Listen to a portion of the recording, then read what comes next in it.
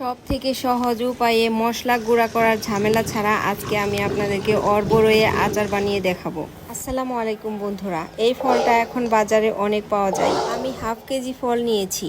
আচার বানানোর জন্য আমি এই মশলাগুলো নিয়েছি। আমি মশলাগুলো গুঁড়া করব না, আস্তায় ব্যবহার করব। হাফ কেজি ফলের জন্য আমি চিনি নিয়েছি এই ছোটো কাপের 1 কাপ। তো আচার বানানোর জন্য আমি চুলাটা অন করে দিলাম। সরিষার তেল দিয়ে আচার বানালে সবথেকে বেশি মজা লাগে, তাই আমি সরিষার তেলই ব্যবহার করব। তেলটা গরম হয়েছে কিনা তাই আমি একটা জিরা দিয়ে একটু দেখে নিলাম। গরম হয়ে গেছে তাই আমি সবগুলো আস্তা মশলা এই গরম তেলের মধ্যে দিয়ে দিব এবং হালকা লালচে করে সবগুলো মশলায় সুন্দরভাবে ভেজে নিব।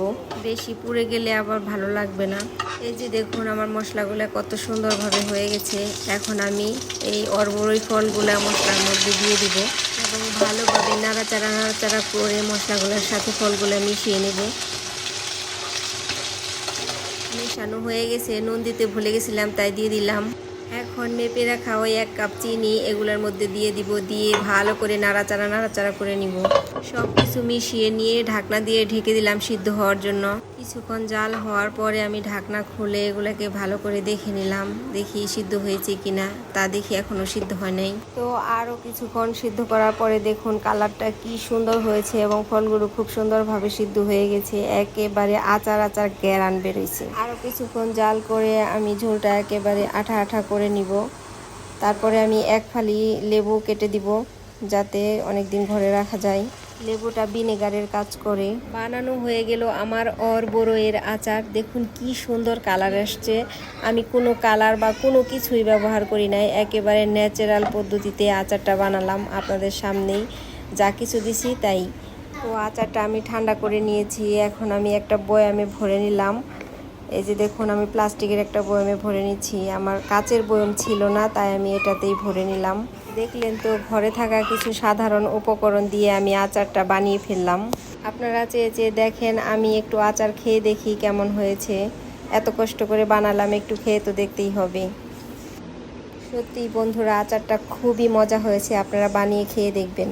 তো বিকেল হয়ে গেছে, আমি বারান্দায় কিছু গাছ লাগিয়েছিলাম, তার মধ্যে একটা বেগুন গাছও লাগিয়েছিলাম।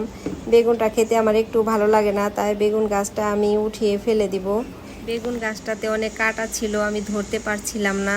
দেখেন একটা বেগুনও হয়েছে, আমি খাই নাই, একদম পেকে হলুদ হয়ে গেছে। গাছটা আমি অনেক আগে লাগিয়েছিলাম, সেজন্য একদম বালতির মধ্যে আটকে গেছে গাছটা। অনেক আশা নিয়ে কষ্ট করে ভিডিও তৈরি করছি, একটা লাইক তো পেতে পারি। এই বালতিতে এখন আমি একটা অ্যালোভেরার চারা নিয়ে আসছি, এটা লাগিয়ে দিব।